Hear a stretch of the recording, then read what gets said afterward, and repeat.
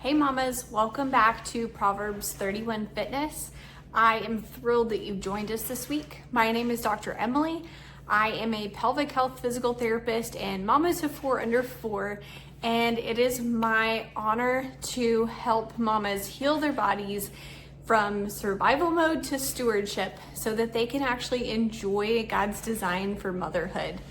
We have actually been talking in the previous few weeks about chronic pain, chronic symptoms, chronic struggles to lose weight, that type of situation where we have tried all of the things, all of the supplements, all of the exercises, we've seen all of the providers, and we're just not making any progress in trying to dissect maybe why that is occurring based on my clinical experience and also my personal experience as a mom myself. And this week, I'm really excited to take another little chunk of that discussion because, again, I know you're very busy because I am as well. We talked about the evidence behind this, the research that's been done, right, of emotions being stored in the body. We've talked about how the story that we're telling ourselves about this issue, what that means, what that will mean for our lives, and how that really impacts this journey. We've also talked about how we treat our bodies, how we speak about them, and what our brains are capable of doing in pattern recognition, and so why that's so important. So if you've missed any of the previous weeks, I really recommend you go back and listen. I try to keep these short and sweet so we can get through them quickly. But I think those are all very impactful pieces that could be a key perhaps to maybe why you feel stuck in this pain, symptom, struggle to lose weight, whatever it is that you are struggling with as a mama. This week, I'm really excited to talk about the difference between striving and stewardship. And this one, I'm getting goosebumps as I say that because this is something I've really struggled with. And so I have a feeling that maybe you have as well. Again, we're rooting all of this discussion within the 1 Corinthians 6, 19 and 20 verses, discussing how our bodies are a temple of the Holy Spirit, how they do not belong to us, that they are the Lord's. And so that we need to understand that they don't belong to us. They're not supposed to be an idol, but they also should be highly respected and valued because a temple of the Holy Spirit is obviously something quite valuable, right? And so I think there is a great amount of freedom and, I'm losing the right word that I want to say. There's a lot of freedom in that of you have a right to care about your health. That's okay. That is not vain. But also a reminder to not allow that to become our sole focus and our idol and to distract from the point that the Lord uses our body to accomplish his will. And so that's really what this whole discussion is about. I really love the passage in Esther where Mordecai is talking with Esther, right? And he's saying, I understand you're really intimidated about what God is asking you to do here, but God is going to achieve his mission one way or the other, right? Like if Esther would have said, I'm too scared, I'm not willing to do that, I'm afraid I'm going to be killed, God would have still rescued the Jews, right? God didn't need Esther's permission to do what he was already going to achieve. But Esther had this beautiful opportunity to step into that vision, that opportunity that God gave her to actually be a part of this incredible plan. And so I think that's a really important way to approach health, right? Because we can get so obsessed, so laser focused on this has to be perfect. And if I don't do it exactly perfect, I'm failing. And this takes up so much of my mental energy every single day. And what if I get it wrong? What if I eat gluten? Or what if I eat, a glyphosate or whatever? The whole entire day is ruined. My health is wrecked. And I think sometimes that kind of emphasis and anxiety is actually our issue. Whereas if we approach it more of, God gave me this body for a reason, it's valuable, it's important, I do need to prioritize my health, not only for myself, but for my family, for my children, for my marriage, for all of the things. If I make my health a priority, I'm going to reap benefits from that, and God will be able to more effectively use me. But it's also not something to be the top priority, right?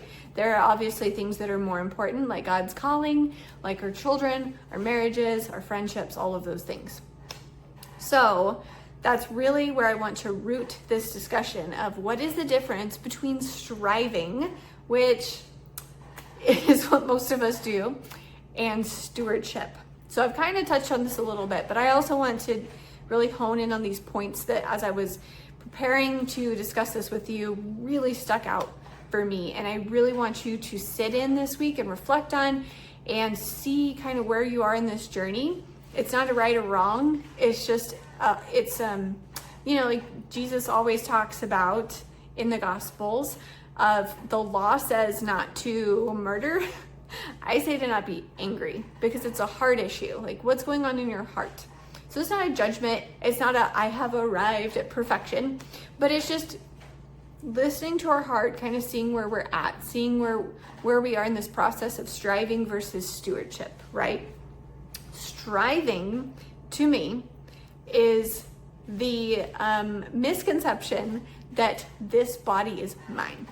It belongs to me.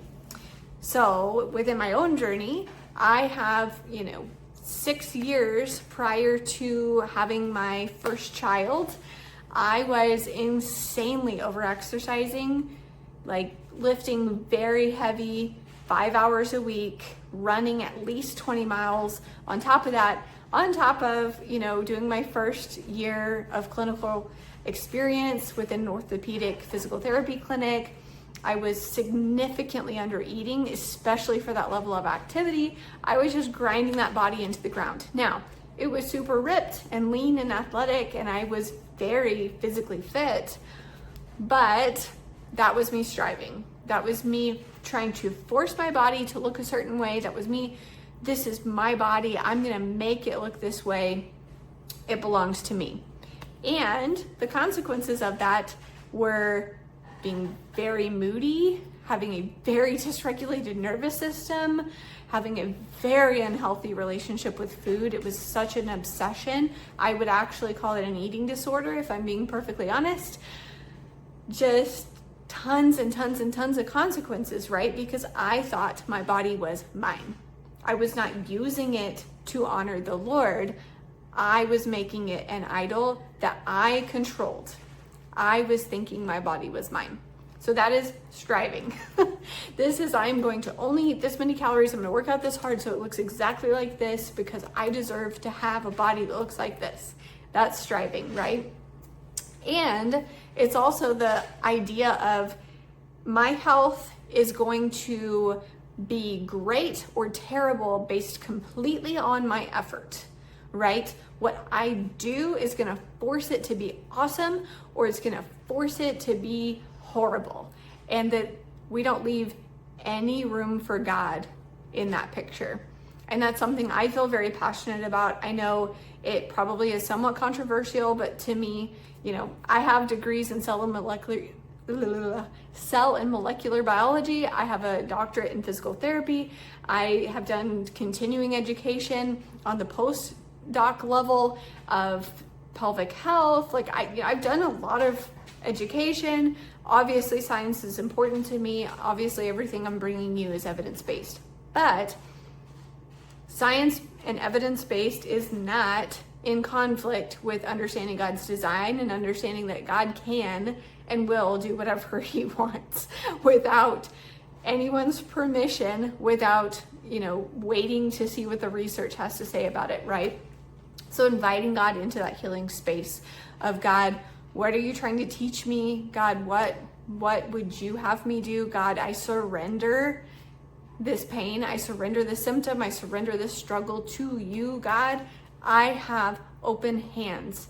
with this issue, and I understand my health will not succeed or fail based on purely my works, that you are all powerful, that you don't need me to accomplish your goals, right? Like you absolutely can take this pain from me. You can take the symptom from me. You can heal my body without my permission, without me checking the boxes, right?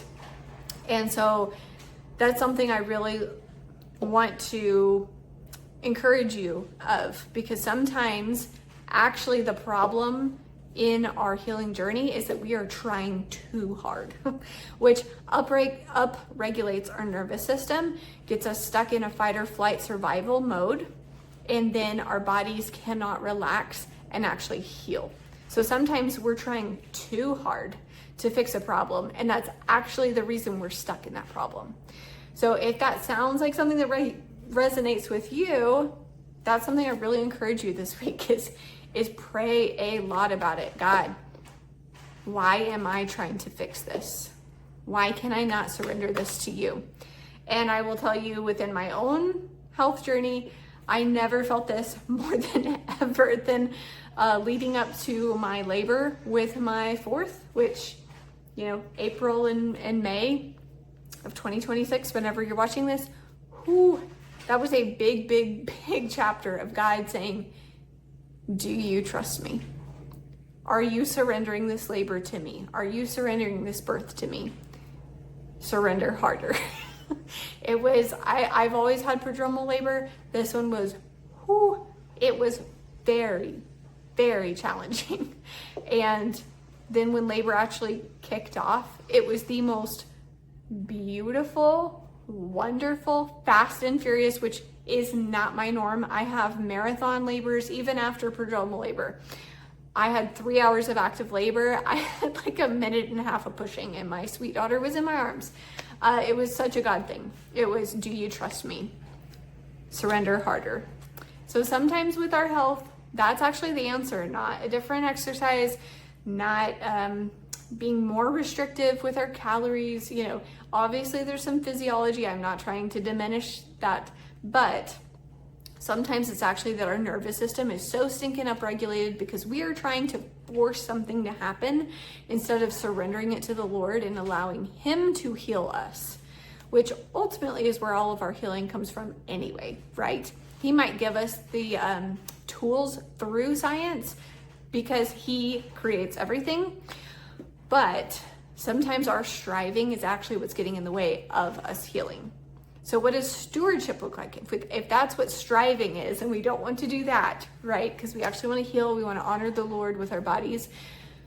I would urge you to kind of zoom out of whatever it is that you're struggling with and think about if you were having this discussion with your best friend, if you were discussing this with your child, with an issue that they were going through, if they were going through the exact same problem that you are, what would them stewarding it look like? Because sometimes having that zoomed out perspective can be really helpful to see what would that look like for them. Would they be aggressively regimented and be obsessing over every single macro, every single workout, every single step that they did or didn't take that day? Would they have no structure whatsoever, never track anything, never have any follow through or consistency? Probably neither one of those, right?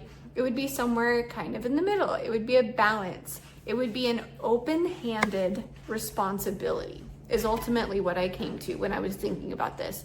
It is, I understand that I have responsibility and accountability here to take care of my health and my body. I also understand that I cannot have such a tight grasp on it where I'm trying to force it to look the way that I want it to. That God is teaching me things through this journey, and that me being open-handed with it while still being responsible and accountable is really where that healing journey can actually occur. So I hope that is helpful, because ultimately the truth is you cannot earn health. You cannot earn health.